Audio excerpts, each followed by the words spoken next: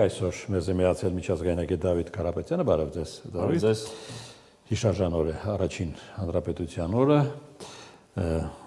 Սարդարապատի հուշահամալիր, այսօր դե պարզ է օրվա խորհուրդը ինչ է պահանջում, բայց ես մի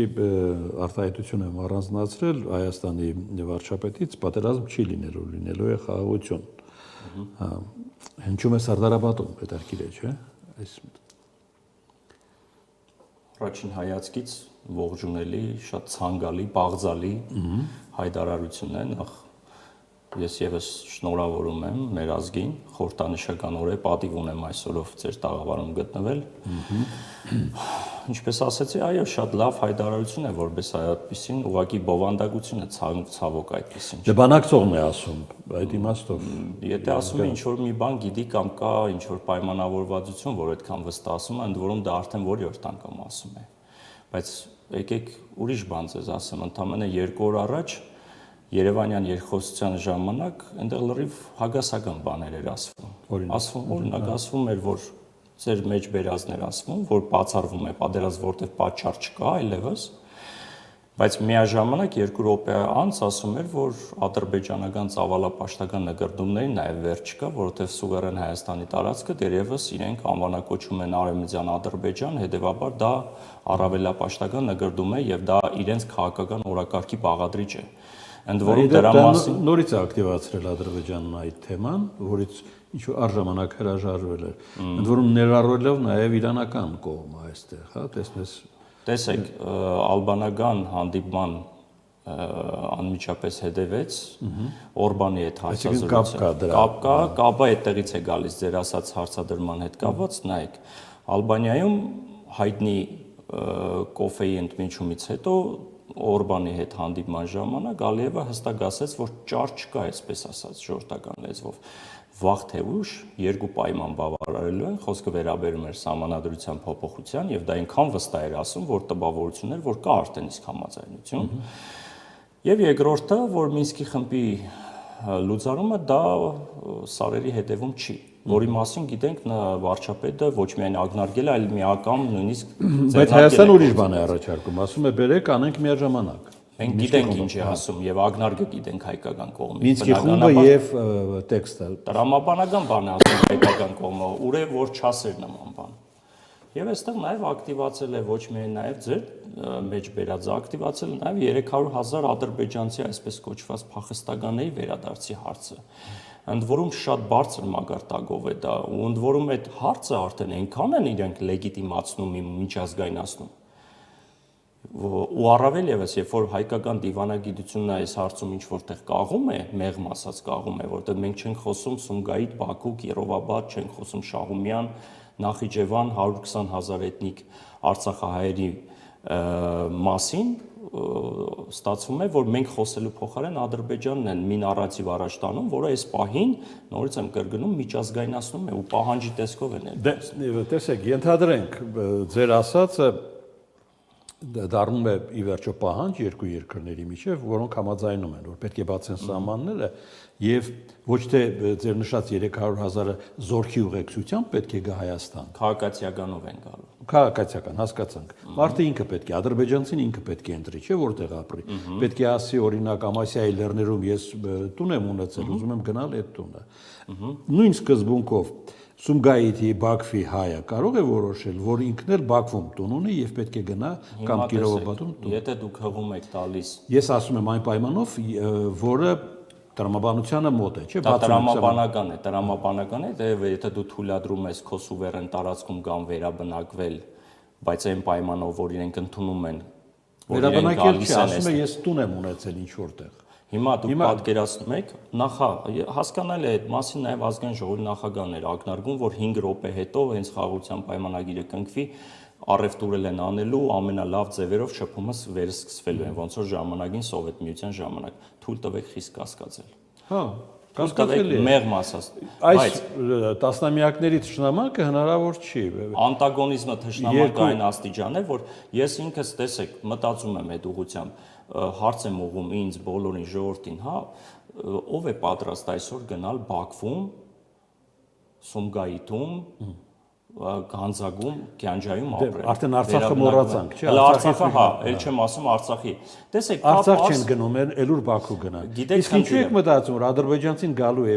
Չէ, բայց մենք չենք շարժվել, չէ՞, տրամաբանությամբ։ Եկեք ընդունենք, որ Ալիևը հիմա վերաբնակեցնում է Արցախը։ Մենք ովք ենք, իշխանությունը թե մենք։ Մենք մտածում ենք, շատ ճիշտ եք, եկեք տարանջատենք հիմա, հա, այդ puzzle-ը միասին հավաքենք։ Նախ գանք նրանից, որ դա փոխադարձ սկզբունքով պահանջ չի եղել։ Այսինքն երբևիցե որևիցե հարտագում Ալիևի շուրթերից չի հնչել, որ դա տրամաբանորեն պետք է սիմետրիկ լինի, այսինքն հայերն էլ դա մեր մեղքն է, որ դա մեր մեղքն է, մեր մեղքը չի դա։ Հələ առանձին եմ դնում, դրա համար եմ ասում, կաղում է հայկական դիվանագիտությունը այդ մասով, չի բարձրաձայնում, բա մեր վերադարձի մասը, մեր ժողովրդի։ Հիմա դրան առնչվող մի կարևոր հանգամանք, ասեք, ինչ եք ասում։ Հիմա գալիս ենք երկրորդ հանգամանքին, այսինքն մենք պաշտոնապես չենք ակնարկում, անգամ չենք ակնարկում դրա մասին։ Երկրորդը անվտանգության, տեսեք օրինակ Ալիևը, երբ որ ասում է պետք է 300,000-ը վերադարձնել, պետք է ասում է Հայաստանը պետք է ապահովի անվտանգությունը, երաշխավորի նրանց, այսինքն Աստված չարացե մեկի քթից արուն գա, պարոն Մանացականյան։ Դուք պատկերացնում եք, մենք խոսեցինք, որ քաղաքացիականներ են գալու ինքնակամ։ Եվ դուք պատկերացեք 300,000 ադրբեջանցիները Հայաստանում, դա դեմոգրաֆիական լուրջ խնդիր է։ Ես վտանգների մասին Մենք խոսում չխոսում։ ենք չլինող բանի մասին։ Մենք հիմա խոսում ենք մի բանի Այնպիսի մասին, որը որ չկա, Կիկոսի մահ է դառնալու հետո։ Այո, բայց տրամաբանորեն վտանգավոր թեզ են ինքնին։ Գանք ավելի կարևոր հանգամանքի։ Ինչ է նշանակում, եթե սահմանադրական դատարանը չճանաչի խաղաղության տեքստը, կգնանք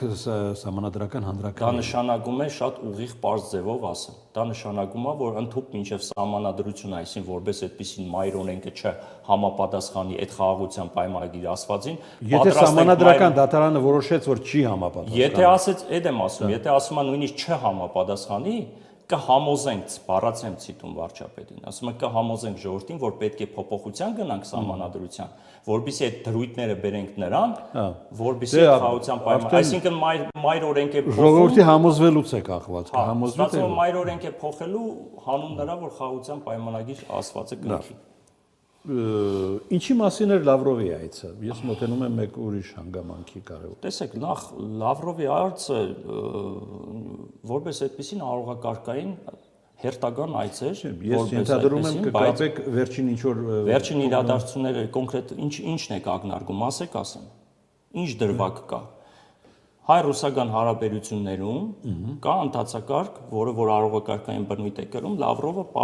պետք է գար Հայաստան ըստ արողակարգի։ Դրա համար էլ որպես այդպեսին, երբ որ ուշով հետևում ենք մասնագետներով, թե այնտեղ կոնկրետ ինչ թեմա պետք է քննարկվեր, այնտեղ լուրջ որպես այդպեսին թեմա չքննարկվեց, լուրջ, այսինքն ինչ որ հուշագիր չստորագրվեց, ինչ որ միջպետական պայմանագիր չվանալվեց։ Գործագետների մեծ մասը կարծում են, որ Ռուսաստանը գնում է վերաֆորմատավորման հայ-ռուսական հարաբերությունների։ Դուք կասեք, իրենք կասեն վերաֆորմատավորման, մենք կասենք վերբեռնման։ Հիմա էականը այն է, որ այս րոպեին գուցե եւ բնական է, որ տրամաբան Այստեղ է առաջանում հարցը, ինչու եւ ինչ նպատակով։ Դե պետք է հասկանանք միջպետական հարաբերություններում ընդհանրապես ճգնաժամ կա, որի մասին ակնարկվում է շատ։ Ես կարծում եմ, որ ոչ։ Առաջին հայացքից դեմոնստրացվում է, որ հակառուսական տրամադրվածություններ կա, գեներացվում է նման իրավիճակ, բայց պարոն Մանացականյան, ես Գետնի վրա չկա դա։ Ոչ։ Հիմա Բավական, եկեք այսպես ասեմ։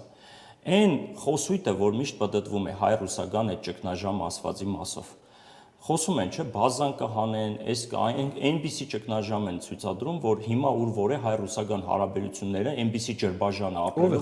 խոսում։ Հանրությունն է խոսում, ընդդիմությունն է խոսում, իշխանության ինչ որ մարդիկ են խոսում, հա, հակառուսական տրամադրություններ գեներացնելու համար։ Փաստացի բազան տեղում է, Կրեմլից գալիս գնում են բարձրաստիճան ղեկավարություն, մենք գնում գալիս ենք, կապը կա, առևտրաշրջանառության ցուցիչները նայեք, ամենաբարձրն են, տնտեսական աճը կա,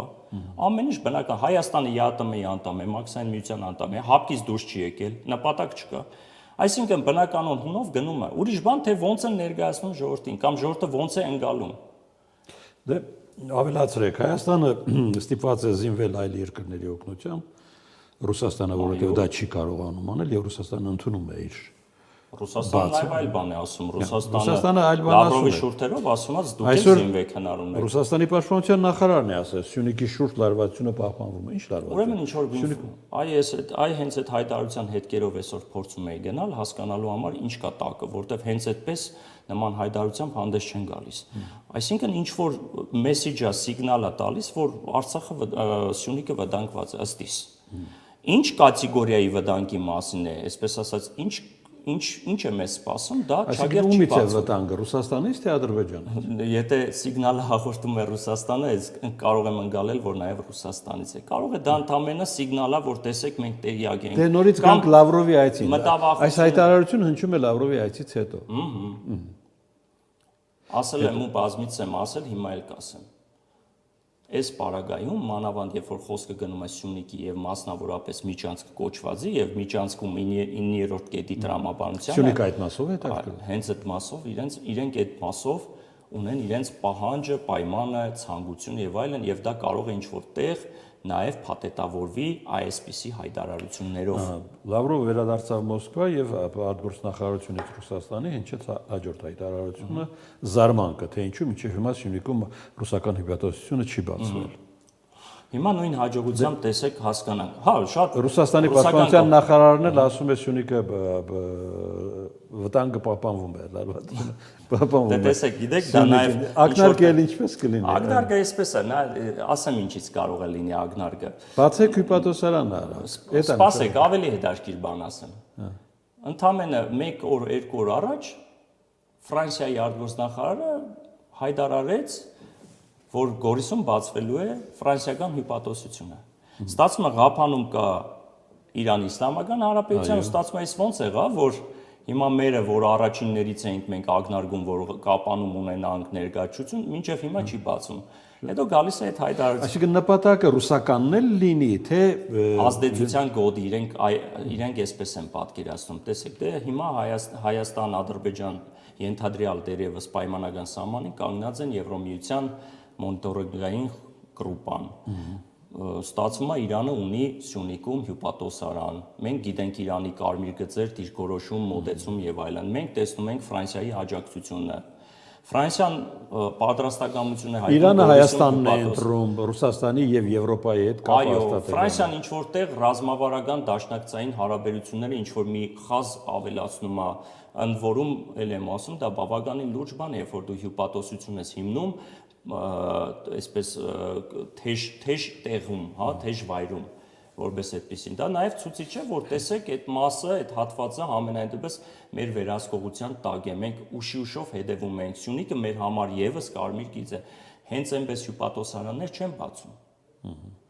Դա քաղաքական լուրջ որոշման արդյունք է, որ որոշում ես հանրապետության 8-րդ, 9-րդ թվով քաղաքում Գորիսի պես քաղաքում հիմնել հյուպատոսարան, երբ որ այնտեղ ինչ որ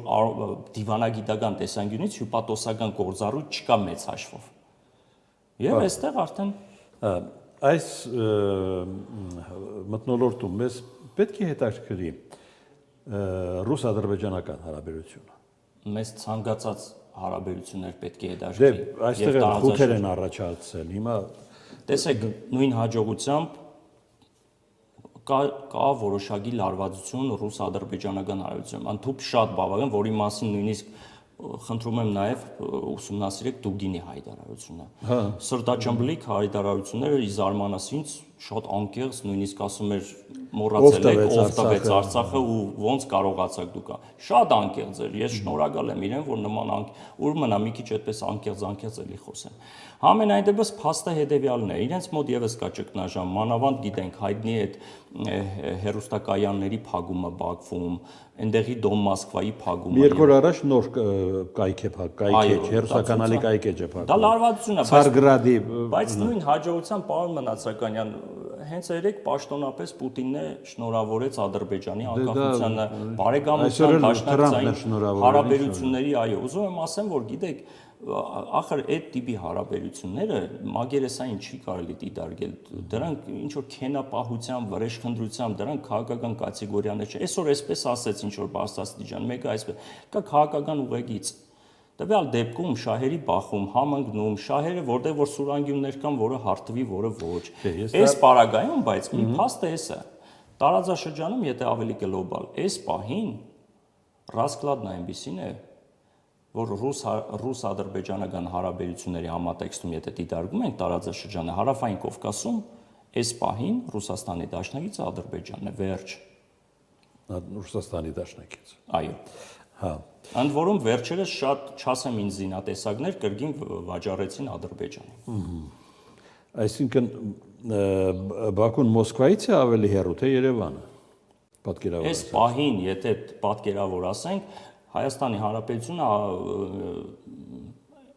առաջվա հարաբերությունները չեն մեղմ ասած, ավելի շատ շահեկան դիրքերում է Բաքուն։ Բաքուն ավելի կարողանում է դիվանագիտական հնարքներով, մանևրելով դիվանագիտություն վարել։ Ասում եք Ռուսաստան, բայց այս պահին Էրդողանն ու Պակիստանի վարչապետը այո, Լաչինում են, Բերձորում, այո, ու գիտեք պատճառը։ Եկել են այն երկրների ղեկավարները, ովքեր այդ մի այլ խոսակցությունը հաղթանակի դափնիներն են վերցրել իրենց, այո, շատ պայմանական, բայց շատ իրատեսական բան եք ասում, այո։ Այնտեղ մի ուրիշ պատկեր է, պարոն Մնացականյան։ Եթե կուզեք, փոքրինչ ճագերտներ բացենք։ Ես ունեմ շատ լուրջ մտահոգություն այս մասով։ Եթե նկատել եք, դա թվով 3-րդ միջազգային օդանավակայանն է բացվում Արցախի տարածքում։ Բազմից եմ ձեր այդ զրույցների ժամանակ նշել, որ ընդհանուր Արցախը այս պահին որպես պոլիգոն է հանդիսանում Հայաստանի դեմ ուղղված եւ զինում է։ Այդքան շատ բնակչությանը չեն բանանում, չնայած բնակչության տվյալներն է օրեցօր աճում է բնակիչների, իրենց մոտ նպատակադրված մինչեւ 180,000 բնակեցնել մինչեւ մյուս տարվա ձմեռ, խոր ձմեռ, իրենց ցիտում եմ իրենց մամուլը։ Բայց այստեղ ես ավելի վտանգավոր բան եմ տեսնում։ Պարոն Մնացականյան, ընդհանրապես պրակտիկայում միջազգային պետությունները չեն կառուցում միջազգային օդանավակայաններ անմիջապես սահմանային հատվածներում, մանավանդ եթե այնպիսի տարածքներ են, որոնք որ վիճահարույց ինչ որ սահմանային հատված են, վտանգավոր հատված են, թեժ տեղ է եւ այլն։ Ընդ որում միջազգային կատեգորիայի եւ թվով 3-ն են։ Ես որպես նաեւ զինվորական տոպոգրաֆիստ մի փոքր այլ պատկերացում ունեմ եւ այլ հաշվարկներ եմ տեսնում այստեղ։ Ես ավելի քան եթե փորձեմ ուղիղ եւ անկեղծ, ես ուժաբեր չեմ, պարոն Մնացականյան, բայց պարտավոր եմ հետեւյալը ասեմ։ Եթե ռացիոնալիզմի շրջանակներից էմոցիան դնում ենք մի կողմ, պատկերը հետեւյալն է։ Ես ավելի քան վստահ եմ, որ Ֆիզուլու, Լաչինի аэроպորտները եւ նաեւ Սանասարի аэроպորտը այդ 3 аэроպորտները ծառայելու են որպես պլացդարմներ Հայաստանի դեմ ուղված, ընդ որում ոչ միայն Հայաստանի, այլ նաեւ Իրանի հետ եւ ձեր կողմից նշած երկրների կողմից Թուրքիա, Ադրբեջան, Պակիստան։ Նկարագիրը եկեք չտամ, հա, այնտեղ ինչ կարող է լինի որպես լոկալ հատված, ինչի համար, որտեղից ինչ կիրառելու։ Շատ վտանգավոր է, ինչ խոսք։ Նորից եմ կրկնում, այստեղ էմոցիոնալ սպեկուլյացիայի հարց չկա, ես գիտեմ, որ հիմա հարությունը կը ինչ որ Իրանի սեգմենտը համաձայն եմ, որ այստեղ նաև հագաիրանական, դուք լավ գիտեք, այստեղ պլացդարմ է ստեղծվում, հենց այդ Ղարաբաղում պոլիգոն է ստեղծվում։ Ինքնին մենք տեսնում ենք դրա կայացմանը։ Բա ո՞րն է այստեղ հայ-ադրբեջանական խաղաղության պայմանագրի գինը։ Գինը, ես չգիտեմ, գին գոյություն ունի քաղաքական գին եւ մյուս գինը չասեմ, որտեղ մյուս գինը, ինչպես տեսնում ենք, ավելի շատ կրում են միակողմանի զիջումների բնույթ։ Քաղաքական գինը համենայն դեպս տեսեք, մենք ունենք մեկ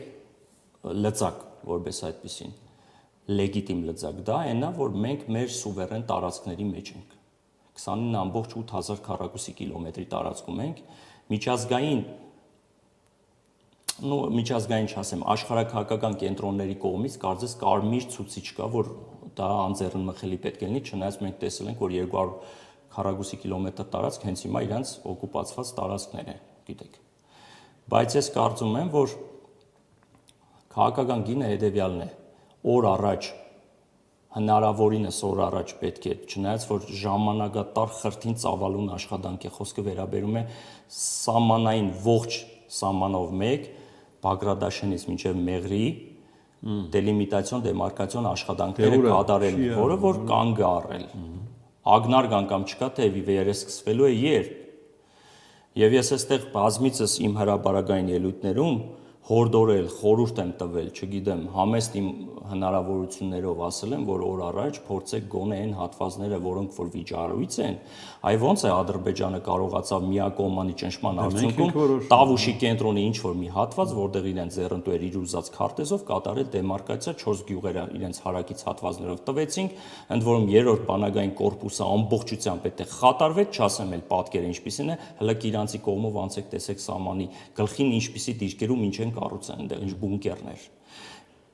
Եվ առաջարկս հետևյալն էր, նախ մոնիտորինգային գրուպայի աշխատանքը թվականակը ավելացնել, որբիսի օպերատիվ աշխատանքը չտուժի, որտեղ ծավալը շատ մեծ է, չեն հերիկացնում այդքան օպերատիվ աշխատակիցները։ Երկրորդը, այն հատվածներում, եթե իհարկե անկեղծ եք, եթե մենք կարող ենք ասել, որ այս անգամ էլ մեր խնդրանք պահանջով թող լինի, եկեք որտեղ է խնդիր։ Կորնիձորի հատվածում է խնդիր, այնտեղ անենք, ներքին հանդում է խնդիր, այնտեղ անենք, Սոտքում կա խնդիր, գոնե ինչ-որ լոկալ հատվածներում կատարել դեմարկացիոն աշխատանքներ, որբիսի իրավիճակ փոխվի։ Որովհետև այս տրամաբանությամբ կարող է տասնյակ տարիներ պահանջվեն, մինչև սկսեն Տավուշից գան այնտեղ բանը բանից անցնի։ Այսքանը, շնորհակալություն։ Դավիթ Կարապետյան, միջազգայնագետ։